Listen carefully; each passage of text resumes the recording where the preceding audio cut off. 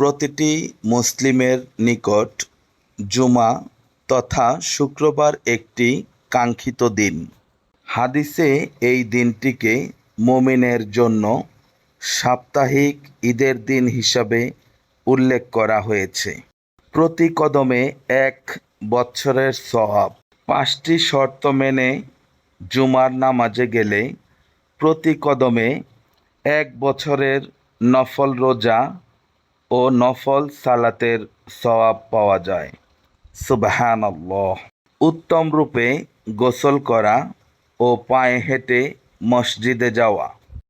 আগে আগে মসজিদে গিয়ে ইমামের কাছাকাছি বসা। অনর্থক কথা না বলে মনোযোগ দিয়ে খুতবা শোনা। আল্লাহ পাক আমাদের সবাইকে বেশি বেশি জুমাবারের এই আমলটি করার তৌফিক নসিব করুন। আমিন।